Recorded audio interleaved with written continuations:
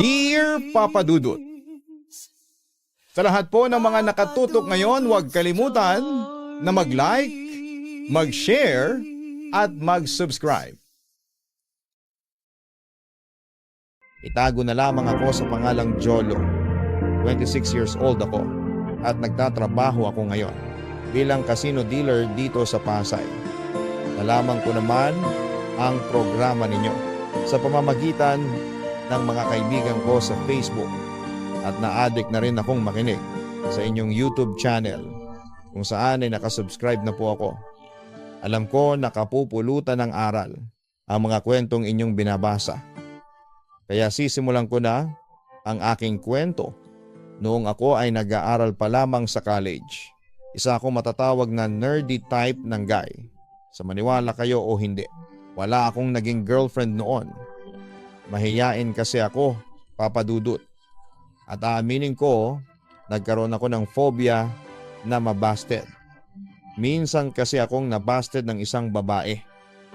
Pero, siyempre, hindi ko pa rin isinasara ang puso ko na ma-in love at pumasok sa isang relasyon. Yun nga lang, Papa Dudut, ay desidido ako na isasantabi ko muna ang lahat ng bagay tungkol sa pag-ibig. Dahil concentrated ako sa pag-aaral ko noon. Gusto ko kasing makapagtapos ng hospitality management at makapagtrabaho abroad. Kaso, isang araw ay kinain ko rin ang aking mga sinabi nang ma-meet ko ang aking kaklaseng si Ira. Natatandaan ko noon sa school cafeteria habang nagkwekwentuhan kami ng mga tropa kong sina Joel, Arnel, Ferdy at Chris ay biglang lumapit sa amin si Ira. Good morning. Walang nakaupo diyan? Tanong niya sa akin. Referring sa bakanting upuang katabi ko. Wala. Sige, maupo ka. Natutuwa kong sabi sa kanya. Salamat ah. Siya nga pala, magiging magkaklase tayo for the whole SEM. Pagpapatuloy niya. By the way, Ira ako. I know, kilala na kita. Anyway, ako naman si Jolo. Sagot ko naman sa kanya. Actually, matagal ko nang alam ang pangalan niya, Papa Dudut. Dahil noong unang beses ko pa lamang siyang makita sa kabilang classroom ay nahuli na niya kaagad ang atensyon ko. Bagamat hindi pa ako formal na nakikipagkilala sa kanya, ay ginamit ko naman ang ilang koneksyon ko para malaman ko ang kanyang buong pangalan, kurso at kung saan siya nakatira. Natuwa pa nga ako noon nang malaman kong hospitality management din ang kanyang kurso. Sophomore siya noon habang ako ay college junior na. Jolo, nice meeting you. Sweet niyang response sa akin. Samantala ay hindi namin napansin na nakatingin na pala sa amin ang mga katropa ko. Pangisi-ngisi. Para bang gustong mangasar sa akin dahil sa may lumapit na magandang babae sa akin. Kaya naisipan ko na lamang na ipakilala si Ira sa mga katropa ko. Naku Ira, mag-ingat ka dito kay Jolo. Babaero yang katabi mo, biro ni Arnel kay Ira. Oo nga, checkboy yang si Jolo. Segunda naman ni na Chris at Ferdy. Talaga babaero si Jolo? Hindi makapaniwalang sabi ni Ira. Agad naman akong tumutol sa mga pinagsasasabi ng mga katropa ko. Anong babaero? Wala nga akong girlfriend hanggang ngayon eh. Naku, Ira, huwag kang maniwala dyan. Sinisiraan lang nila ako sa'yo. Depensa ko sa aking sarili. Napahagighik naman si Ira. Alam ko naman yun. Wala sa itsura mo ang pagiging babaero. I have the feeling na magiging magka-vibes tayo. Oo, crush ko nga si Ira. At matagal na akong humahanga sa kanya. Kahit na hindi pa kami magkaklase. Pero hindi pumasok sa isipan ko na ligawan siya. Kasi alam ko naman na mababasted lamang ako. Campus babe kasi si Ira at alam kong hindi niya ako type. Bukod doon ay maraming lalaki na mas gwapo pa sa akin ang nanliligaw sa kanya. Kaya wala akong lugar para sa kanya. Samantala, simula noon ay naging magkaibigan kami ni Ira. Pero sa pagkakaibigan naming yon ay mas tumindi ang pagkagusto ko kay Ira. Kaso dahil nga sa torpe ako ay hindi ko masabi ang totoong nararamdaman ko. Sa totoo lang, Papa Dudut, ay ilang beses kong tinangkang manligaw kay Ira. Pero madalas ay nauunahan ako ng hiya. Buti na lamang at gumawa ng paraan ang tadhana para mas magkalapit kaming dalawa. Tulad na lamang ng pagiging magka-partner sa tuwing may projects at reports. Dahil doon ay unti-unti kong naipaparamdam kay Ira na gusto ko siya. Hanggang isang araw, pagkatapos ng klase namin, ay sabay kaming nagtungo sa cafeteria para magkwentuhan. At tinatanong mo sa akin kung may girlfriend ako? Wala akong naging girlfriend. Since birth, napapangiti kong sagot habang sinasagot ko si Ira. Hindi naman siya makapaniwala. Talaga? Sa maniwala ka o hindi? Hindi ko naman kasi siya hinahanap eh. Sagot ko pa sa kanya. Sayang naman kung gaano, wika ni Ira sa akin. Ang gwapo mo kaya, dagdag pa niya. Nagulat naman ako sa naging papuri niya sa akin. Ganon talaga gwapo ako. Ako naman noon ang hindi makapaniwala sa mga sinabi niya. Oo naman Jolo, hindi ako nagbibiro, git niya. Well, salamat, wika ko na lamang sa kanya. Pero mabalik tayo, talaga bang hindi mo hinahanap ang love life? O baka natatakot ka lang na mabasted? Usisa pa niya sa akin. Ipinapakita niyang interesado talaga siya sa buhay ko. Isa na rin sa dahilan yung natatakot akong mabasted ng babaeng mahal ko. Masakit kaya yun, tugon ko sa kanya. Kaso malay mo naman, baka mahal ka rin ng babaeng mahal mo. Paano mo malalaman na mahal ka rin niya kung hindi ka maglalakas ng loob na manligaw sa kanya? Panunubok niya sa akin. Kung sa bagay tama ka. Kaso, Ira, anong gagawin ko? Agad naman siyang nag-respond sa akin. Tiwala lang sa sarili ang kailangan mo. At saka, kaunting tapang na rin. Alam mo, kasi sa pag-ibig, parang sugal yan. Kapag tumaya ka, maaaring manalo ka o matalo. Pero, mas maganda na yung subukan mo. Kesa naman, mabuhay ka sa puro panghihinayang. Paliwanag pa niya sa akin. Hanggang sa may tinanong siya sa akin. Out of curiosity. Teka, may bala ka na bang manligaw? Tanong niya. Kanino? Sagot ko. Sa'yo? Pag-amin ko sa kanya. Seryoso ka? Nagulat si Ira sa biglang pag-amin ko sa kanya. Kunwari, sabihin ko sa'yo na seryoso akong manligaw sa'yo. Payagan mo ba ako? Curious kong tanong sa kanya. What if sabihin ko sa'yo na may gusto ako sa'yo? Na ikaw yung babaeng matagal ko nang pinapangarap na makasama? Biro ko. Seryoso ka talaga dyan sa sinasabi mo? Tanong niya. Agad naman akong sumagot kay Ira. Actually, matagal ko nang gustong sabihin sa'yo to. Kaso, natutorpe lang ako.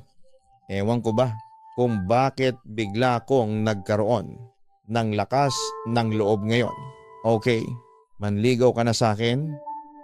Patunayan mo sa akin na gusto mo talaga ako. Bibigyan kita ng pagkakataon. Nakangiting sagot naman ni Ira sa akin noon. At yun nga, Papa Dudut, ay naipagtapat ko rin kay Ira ang totoo kong nararamdaman para sa kanya. Kaya pagkatapos noon ay nanligaw na ako sa kanya. Ginawa ko talaga ang lahat para maipakita sa kanya na sincero at malinis ang intensyon ko sa kanya. Hindi nagtagal, makalipas ang halos isang buwan ng panliligaw, ay natikman ko rin mula kay Ira ang sagot na oo, Papa Dudut. Doon ko naranasan kung gaano kasarap ang magmahal. Simula noon ay walang araw akong malungkot dahil palaging kasama ko ang girlfriend ko. Proud na proud din ako sa sarili ko dahil naging girlfriend ko ang numero 1 campus babe, Papa Dudut. Mahal na mahal ko si Ira at binuhos ko sa kanya ang lahat ng pagmamahal na kaya kong ibigay. At masaya naman ako dahil alam kong satisfied si Ira sa akin. Samantala, aware naman kami ni Ira na sa isang relasyon ay dumarating ang maraming pagsubok. Kaya nga, isang araw, isang multo sa nakaraan ni Ira ang muling bumalik at nagtangkang maghasik ng lagim sa relasyon namin ng girlfriend ko. Guys, anong pinagkakaguluhan ninyo dyan? Ha? Tanong ko sa aking mga tropa. Nang makita ko silang nagkukumpulan sa isang sulok ng library, tila ay pinapanood sa cellphone ni Ferdy. Anong ginagawa mo rito? Natatarantang tanong ni Arnel sa akin. At tila ayaw nilang ipakita sa akin ang pinapanood nila sa cellphone ni Ferdy. Sandali, bakit ayaw nyo sa akin ipakita yan? Bakit ayaw nyong isali ako diyan, ha? Kayo naman, hindi na ba ako kabilang sa barkada? Pikon ako, guys. Hayaan nyo nang panoorin ni Jolo yung sex scandal. Mahinang sabi ni Chris sa buong tropa. Napalingon naman ako sa kanya. Anong sabi mo, Chris? Nanonood lang kayo ng scandal dito sa library? Ano ba yan? Ang mamanyak nyo talaga. Natatawa ko pang sabi sa kanila. Pero nanatiling seryoso ang kanilang mga mukha. Jolo, alam naming magugulat ka kapag napanood mo ito. Wika naman ni Arnel. Sabay kuha ng phone kay Ferdy at ipinakita niya sa akin yung pinapanood nila. O anong meron dito sa scandal, ha? Nagtataka kong sagot sa buong tropa. Isuot mo kaya yung salamin mo para makita mo. Tapos itigan mong mabuti yung babae. Suhay naman ni Ferdy sa akin. Tinignan kong mabuti ang babaeng bida sa sex scandal at nanlumo at nanlamig ang buong katawan ko. Nang mamukhang ko kung sino yon. Teka, parang si Ira. Anong parang si Ira talaga yan? Insist ni Arnel sa akin. Grabe, may scandal pala yung girlfriend mo. Disappointed na wika naman ni Chris sa akin. Baka kamukha lang ito ni Ira. Noong mga sandaling yon ay nagdi-deny pa ako. Kahit na alam ko na nasa utak ko ay si Ira ang nasa video. Akala nga namin ikaw yung kasama niyang lalaki. Kaso nung na-close up yung mukha ng lalaki, hindi pala ikaw. Wika naman ni Ferdy sa akin. Naku, Jolo, mukhang malaki ang problema mo. Dagdag pa ni Chris sa akin. Saan nyo nakuha yan? Seryosong tanong ko sa kanila. Nakuha ko to doon sa kaibigan ko na nag-aral sa dating university na pinapasukan ni Ira. Kalat na kalat daw ang scandal na ito sa mga estudyante doon. Kwento naman sa akin ni Ferdy. Kaya siguro nag-transfer si Ira sa eskwelahan natin. Dahil dito ang sabi ni Arnel. Habang concern na inakbayan ako, nagbabaka sakaling kumalma ako. Pero in fairness, ha, ang hat ni Ira rito, nakuha pang magbiro ni Chris sa akin. Burahin nyo na nga yan sa cellphone mo. Galit na utos ko sa kanila. At bakit naman buburahin? Nag-enjoy pa nga kami. Natatawang sabi pa sa akin ni Chris. Mga pare, naman, girlfriend ko na, yang binabastos ninyo? Please, burahin nyo na yan. At huwag nyo nang ipagkalat pa kung ayaw ninyong masira ang pagkakaibigan natin. Pakiusap ko noon sa kanila. Sa huli, ipinakita sa akin ni Ferdy na binura na niya ang sex video ng girlfriend ko sa kanyang cellphone. Samantala, pagkatapos ng klase ay agad ko namang hinarap si Ira tungkol sa aking nadiskubre. Jolo, matagal na yung video na yon. Wala pa ako dito sa eskwelahang ito. Hindi ko intensyon na gawin yon. Hindi ko alam na na-videohan pala kami. Malungkot at tila naiiyak na kwento sa akin ni Ira. Kumalat sa buong eskwelahan yung video. Wala akong mukhang maiharap sa kanila. Kahit na hindi nila sabihin sa akin, alam kong nilalait at pinagtatawanan nila ako. Kaya napilitan akong mag-transfer sa ibang eskwelahan para takasan yung kahihiyang inabot ko. Jolo, hanggang ngayon ay masama pa rin ang loob ko sa pambababoy na ginawa nila sa akin. Dagdag pa niya. Pagkatapos ay hindi na niya napigilang umiyak sa aking harapan. Ira, sinikap kong aluin ang girlfriend ko. Ngayong alam mo na ang isa sa mga tinatago kong sikreto. Mamahalin mo pa rin ba ako? Taas noo mo pa rin bang ipagmamalaki sa kanila na girlfriend mo ako? Tanong niya. Oo naman, Ira. Wala akong pakialam kung may scandal ka man. Wala sa akin yun. Mahal kita at tanggap ko kung ano man ang nakaraan mo. Taas noo pa rin kitang ipagmamalaki bilang girlfriend ko. Maniwala ka sa akin. Paniniguro ko naman sa kanya. Jolo, pagkatapos ay muli siyang humagulhol. Niyakap ko naman siya at sinikap kong patahanin ang girlfriend ko. Ira, kahit na napanood ko yung video mo, hindi pa rin nagbago ang pagtingin ko sa iyo at hindi masisira noon ang pagmamahal ko sa iyo. Tandaan mo, kahit na ano pa ang sabihin nila laban sa iyo, ay pagtatanggol kita sa kanila. Yon ang naging assurance ko sa kanya, Papa Dudut.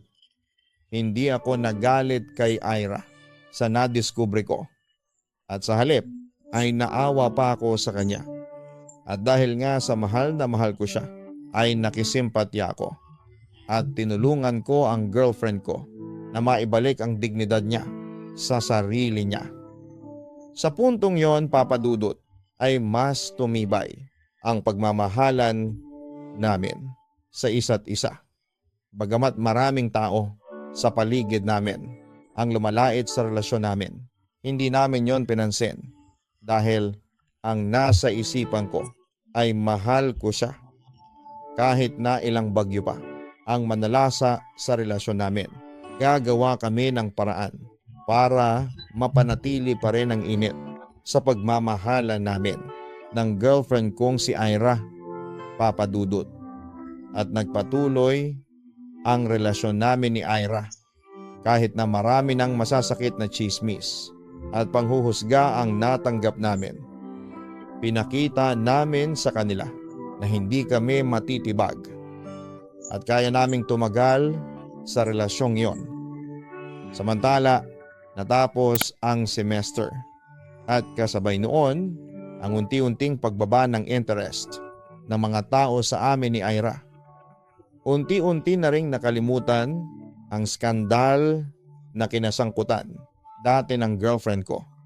Dahil doon ay sobrang pasasalamat namin sa Diyos. Dahil kahit papaano ay tumahimik ang relasyon namin. Dumating po ang 1 taon ng relasyon namin ni Ira. At sa loob ng 1 taon ay marami ang nangyari sa amin. Oo, ilang beses kaming naglaro sa apoy. At para sa amin ay ayos lang yon. Dahil nagmamahalan naman kami. Desidido na rin ako na pakasalan si Ira pagkatapos namin sa pag-aaral. At heto pa, Papa Dudut, hindi lang basta paglalaro ng apoy ang ginawa namin, kundi binidyohan din namin ito. Ginawa namin yon siguro bilang souvenir sa mga hindi makakalimutang moments naming dalawa. Pero Papa Dudut, hindi ko akalain na ang video na yon ang isa sa mga magbibigay ng problema sa aming dalawa ni Ira. Nagulat na lamang ako nang kumalat sa eskwelahan namin ang aming sex video. Ang mga katropa ko ang unang nagsabi sa akin tungkol doon. Nagulat ako at nanlumo. Hindi ko naman ipapakalat ang mga private videos namin. Kaya naisip ko na baka si Ira mismo ang nagpakalat noon. Pero ang masaklap sa akin ay nakafocus ang camera. Kaya agad akong nakilala ng mga nakapanood ng sex video. Agad ko namang kinausap si Ira tungkol sa mga nangyari.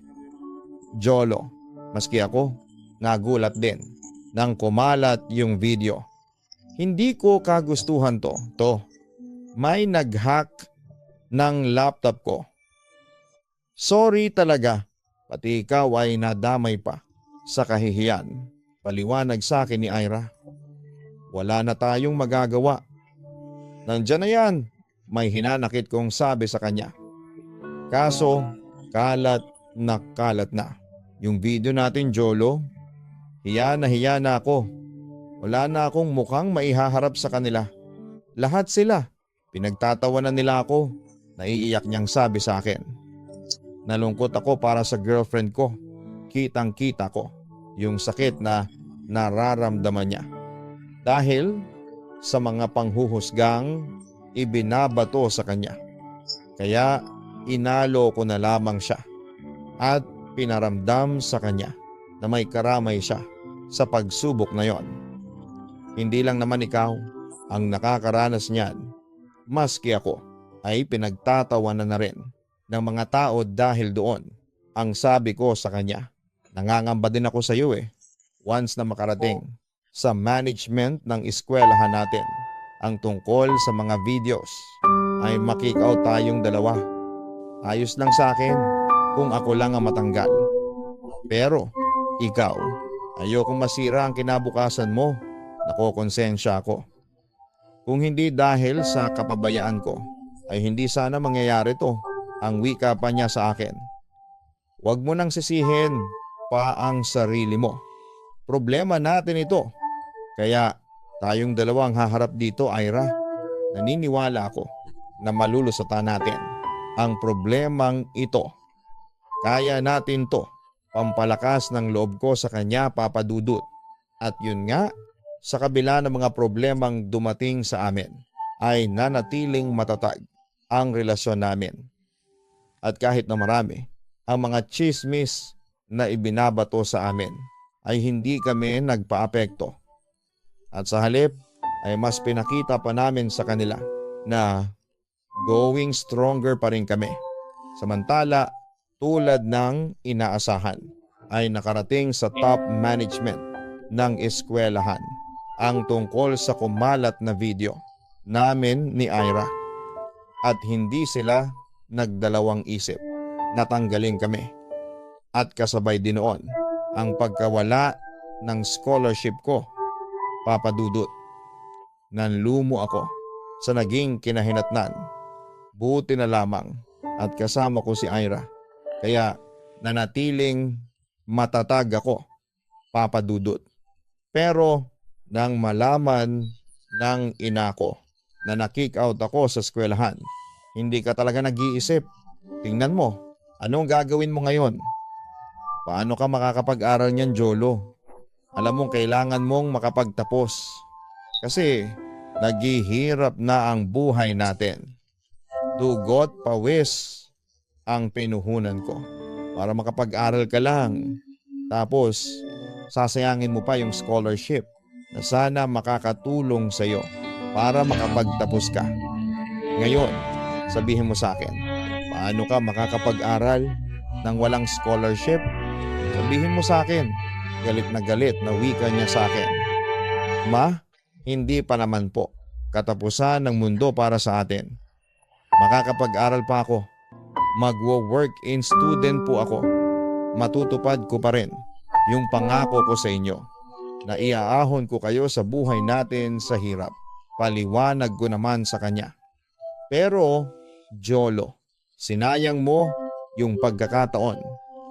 Nasa magandang eskwelahan ka na, tapos gumawa ka pa ng kabalbalan. At saka, hindi ka ba nahihiya sa sarili mo? Kalat na yung mga videos na pinaggagawa ninyo ng magaling mong girlfriend. Pinagtatawanan kayo, nilalait ng mga taong nakakakita sa inyo. Jolo, masakit sa akin na nakikitang niyuyurakan nila ang pagkatao mo. Kasi anak kita, dahil sa nangyari na wala ang dignidad mo, Jolo, saan ba ako nagkamali sa pagpapalaki sa iyo? Ang mga sinabing yon ng aking ina ang nagpasakit talaga ng damdamin ko, para ba kasing sinisisi niya na ako pa ang naging anak niya. Ma, please, patawarin niyo sana ako. Hindi ko naman po kagustuhan ito, paliwanag ko sa kanya. Hindi mangyayari yan sa'yo kung hindi ka laging mapuso. Kung sana, nag-isip ka ng maraming beses bago mo gawin yan. Yang bagay na yan, sige, sabihin na nating nagmamahalan kayong dalawa ng babaeng yon. Pero bakit binidyohan ninyo ang mga sarili ninyo na ginagawa ninyo ang isang bagay na dapat ay mag-asawa lang ang gumagawa? Tingnan mo ang nangyari. At saka gaano ka kasigurado na si Ira talaga ang mapapangasawa mo? Panunubok na tanong sa akin ni Mama. Mahal na mahal ko po si Ira at alam ko pong ganun din siya sa akin. Kumbinsido po ako na siya ang babaeng nakatakda para sa akin. Pagtatanggol ko sa aking desisyon. Huwag kang masyadong sigurado, Jolo. Maduming babae ang si Ira, giit ng aking ina, na siya ko namang tinutulan. Nagkakamali kayo, Ma. Anong tawag mo sa kanya, malinis na babae? Meron bang malinis na babae na magpapakuha ng video na makikipagtalik siya sa boyfriend niya? At saka may nabalitaan pa ako sa babaeng yan, ha? Nasangkot na rin yan sa skandal bago ka dumating sa buhay niya. Balik niya sa akin. Opo, totoo yon. Pero nagbago na po si Ira pagtatanggol ko sa aking girlfriend. Hindi na magbabago ang ganoong klase ng babae. Sigaw niya sa akin. Tama na po, saway ko.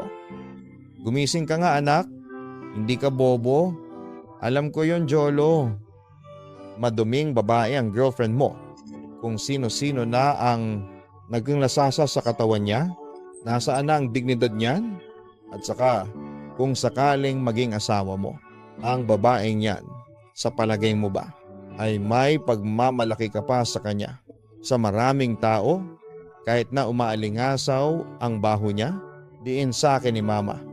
Ngunit, pinaglaban ko pa rin sa huli ang pagmamahal ko sa aking girlfriend.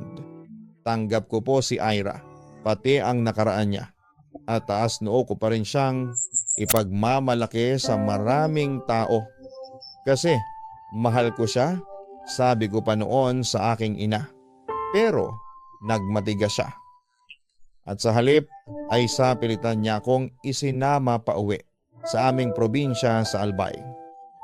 Sa huling pagkakataon ay nagpaalam ako noon kay Ira sa pamamagitan ng pagtawag sa kanyang cellphone. At tulad ng aking inaasahan ay nagalit siya sa akin.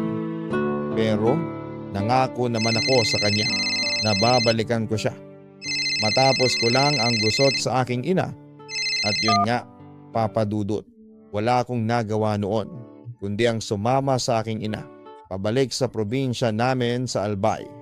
Hindi ko na nagawa pang magpaalam kay Ira ng personal kasi bantay sarado ako ng aking ina. Kaya sa text na lamang ako nakapagpaalam, Papa Dudut. Habang nasa bus ay iyak ako ng iyak dahil nawalay ako sa taong mahal ko. Galit ako sa sarili ko kasi hindi ko na naipaglaban ang girlfriend ko. Nang makarating ako ng Albay ay tiyempong nag-text sa akin si Ira at gusto na niyang makipaghiwalay sa akin. Kaya raw niya nagawa yon kasi nakukutuban niyang hindi na ako babalik. Ayaw niyang umasa para sa wala. Kaya kahit na masakit ay hinayaan ko na lamang si Ira sa gusto niya, Papa Dudut. Naghiwalay kami ng girlfriend ko habang bagsak na bagsak ang kalooban ko. Pakiramdam ko yon ang katapusan ng mundo ko. Simula noon ay pinabayaan ko na ang sarili ko. Walang nagawa noon ang ina ko at nagrebelde ako at sumali ako sa masamang barkada. Pero sa huli na-realize ko na ako rin pala ang talo. Dahil doon ay muli kong binangon ang sarili ko. Muli akong nag-aral. At makalipas nga ang 2 pang taon ay nakapagtapos din ako. Pagkatapos noon ay muli kaming bumalik ng aking ina sa Maynila para doon manirahan at magtrabaho. At maswerte naman akong natanggap sa isang kasino bilang dealer, Papa Dudut. Dahil sa malaki ang kita ko ay naiahon ko sa hirap ang ina ko. Samantala kahit na maraming taon na ang lumipas ay hindi naalis sa puso ko si Ira. Kung kaya't hinangad ko siyang hanapin at hindi naman ako nahirapan dahil sa tulong ng Facebook ay madali ko siyang nahanap. Sorry kung iniwan kita. Sa totoo lang ay ayaw kong gawin yon. Kaso si Mama sinubukan kong magpaliwanag kay Ira noon. Ngunit sa huli ay nanatili lamang siyang galit sa akin. Wala kang paninindigan, Jolo. Hinayaan mong mawala ako para sundin lang ang gusto ng mama mo. Akala ko ba ipagtatanggol mo ako? Nangako ka sa akin. Ipaglalaban mo ang pagmamahalan natin? Pero ano, umasa lang ako sa wala. Alam mo ba, Jolo, sobra akong nasaktan sa ginawa mong pag-iwan sa akin. Kung nasaktan ka, mas nasaktan ako. Ira, kung alam mo lang kung gaano ako nasaktan at umiyak ng dahil sa'yo. Sa totoo lang ay hindi kita makalimutan. Mahal pa rin kita hanggang ngayon. Paliwanag ko sa kanya. Mahal, kung mahal mo ako, hindi mo ako iiwanan. Nang gano'n na lang, wika niya sa akin. Sana, hindi mo na lang ako binalikan. Dagdag pa niya. Bumalik ako para itama ang lahat ng pagkakamali ko sa iyo, Ira. Handa akong bumawi sa iyo. Handa akong gawin ang lahat para patawarin mo lamang ako, please. Ira, bumalik ka na sa akin. Mahal na mahal kita. Maniwala ka sa akin. Pangungumbinsi ko pa sa kanya. Sa puntong iyon ay naiyak na si Ira. Agad ko naman siyang inalo. Ikaw pa rin ang mundo ko hanggang ngayon. Alam mo ba, kaya ako nagsusumikap ngayon? Kasi kapag dumating ang oras na magkita tayo, hindi na kita pakakawalan pa. Tutuparin ko yung pangako ko sa iyo na pakakasalan kita kahit saang simbahan. Kaya ako nagsumikap para bigyan kita ng maganda at masayang buhay habang kasama ko. Sabi ko sa kanya bago ko siya hagkan. Talaga, Jolo? Tanong niya sa akin. Magsimula ulit tayo. Ibalik natin yung pagmamahalan natin dati. Please, Ira. Alam kong hanggang ngayon ay mahal mo pa rin ako. Patunay dyan, nasuot mo pa rin ang singsing na regalo ko sa iyo noong 14th monthsary natin, wika ko. Habang hinahawakan ko ang singsing na suot niya na ibinigay ko sa 14th monthsary namin. Oo, Jolo, tama ka. Mahal pa rin kita. Sinubukan kong kalimutan ka pero hindi ko talaga magawa at hindi ko hinuhubad itong singsing na ito. Kasi naniniwala ako na babalik ka sa akin, sabi niya. Pagkatapos noon ay isang mainit na halik ang ibinigay namin sa isa't isa, Papa Dudut. Pagkatapos noon ay iniwan na ni Ira ang kanyang trabaho sa club at sumama na siya sa akin. Simula noon ay nag-live-in na kami at sa halip na magtrabaho ay tinulungan ko na lamang si Ira na magnegosyo. Isang taon nga ang lumipas ay nagpakasal na rin kami. Natanggap na rin siya ni Mama. And after 3 months ay nabuntis si Ira. Siyempre, sobrang tuwa ang naramdaman namin. At heto nga, pagkaraan ng ilang taon, 2 na ang anak namin ni Ira.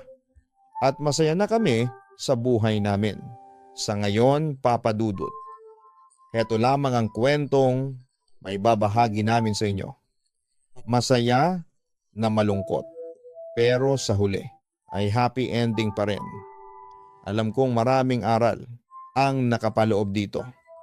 Pero ang isa sa mga aral na hindi ko makakalimutan ay ang faithfulness at ang tapang na ipaglaban ang taong mahal mo. And no matter what happens, destiny will find its way para pagtagpuin kayo ulit. Hanggat maaari ay iwasan din ang mga bagay na maaaring makasira sa inyo. Tulad na lamang ng pagkuha ng video sa mga private na kaganapan sa inyong relasyon. Hanggang dito na lamang ang sulat ko. Muli ay maraming salamat. At magandang gabi sa inyong lahat. More power din sa bumubuo ng Papa Dudut YouTube channel. Lubos na nagpapasalamat, Jolo.